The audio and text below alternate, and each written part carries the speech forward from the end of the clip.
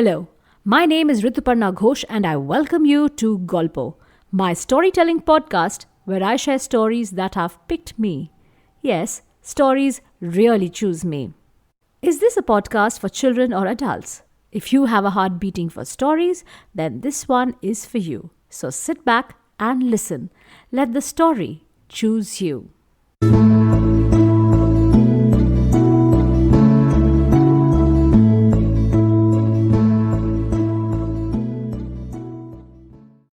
The Rabbits and the Elephants. In the heart of a dense, dark forest, there lay an everlasting pool of water. This was a magical, mystical lake where the water stayed clean and cool all through the year. The lake was also home to a naughty colony of rabbits. One year, when the rains didn't come, the animals in the jungle were deeply troubled. Many animals died.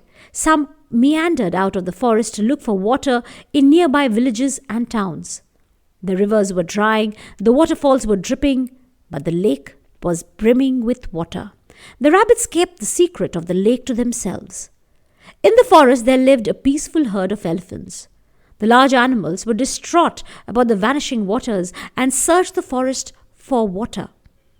Upon last, they found the lake and treaded down every day to the lake to quench their thirst. In their walk, they happened to trample upon the rabbits on the ground. Some were injured, some were crushed under the elephantine feet. As their number grew less, the leader of the rabbits called a meeting. "Oh, brothers and sisters," he addressed his fellow companions, "we are all aware of how we are being killed by the unthinking elephants every day. We must think of a way to save ourselves." The youngest and bravest little rabbit said, "Let me go as your messenger.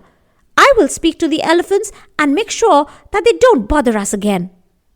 The rabbit spotted the elephant herd approaching and stood on the top of a large high rock to save himself. When the elephant leader came near, he said, "Respected sir, I'm a messenger from the moon himself. The almighty moon has sent me to you with a private message, so please step aside." The leader of the elephant herd bent low to listen to the rabbit.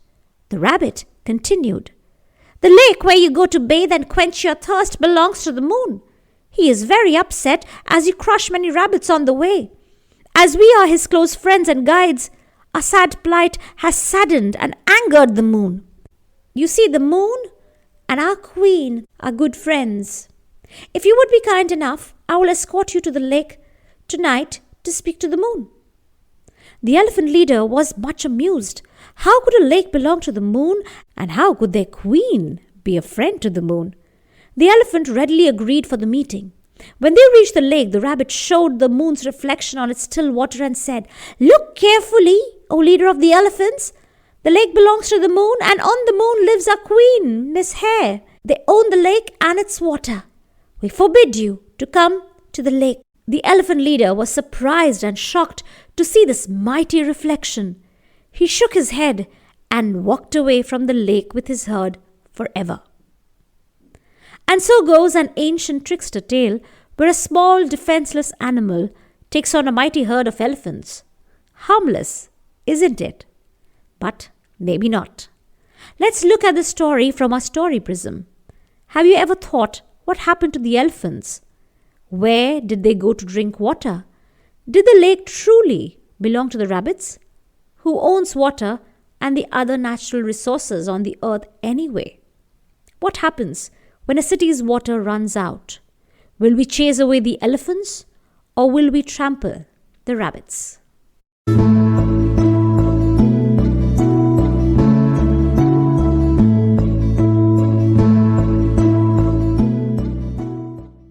Thank you for listening.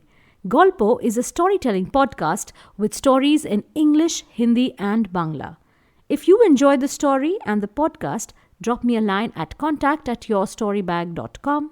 Until next time, happy storytelling.